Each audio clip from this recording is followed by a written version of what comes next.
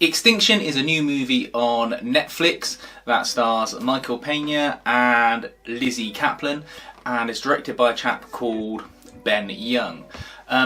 This is a sci-fi action film and has Michael Pena as a worker in the sort of near future, maybe 70 to 100 years in the future, working at a factory run by the government in quite a, nice utopian-esque society. But he keeps having these sort of reoccurring nightmares of an alien invasion and sort of the end of the world and his family dying and being attacked. He keeps getting told to go and seek help by his family and colleagues, one of whom is played by Mike Coulter from Luke Cage. And before he manages to get to the bottom of his dreams, there is an alien attack and the Earth is set upon by these forces that are quite cool sort of aliens dressed up in this sort of biomechanical armour. From there, he and his family try to escape, and there are good action sequences with lots of tension, good use of the budget and good effects.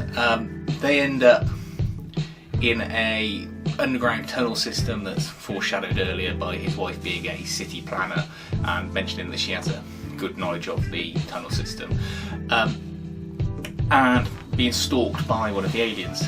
When they corner the alien, they manage to unmask it and find out that it's a human. And then in turn, through a series of unfortunate events, they find out that they aren't human. As in, Michael Pena and his family and all the people he thought were human in his world are actually androids, robots. And then as the story develops, we find out through use of flashbacks and exposition that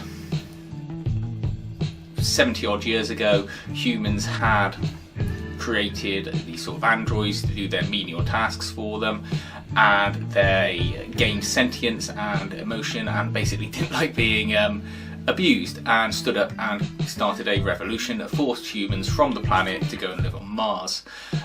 Then, through their own choice, they had their memories wiped so that the androids could start afresh and live lives as if they were human. This is all told very well and very clearly, and whilst I've just given an explanation, if you watch it, it's very hard to not understand what occurred. The special effects for the androids' insides, which you get to have a look at, are really good and convincing, and they don't labour too much on the hows and whys of the technology. In short, the people from Earth who have been living on Mars have come back to try and reclaim the planet for themselves. And obviously technology has moved along to an extent that they have technology that looks alien to us as the viewer.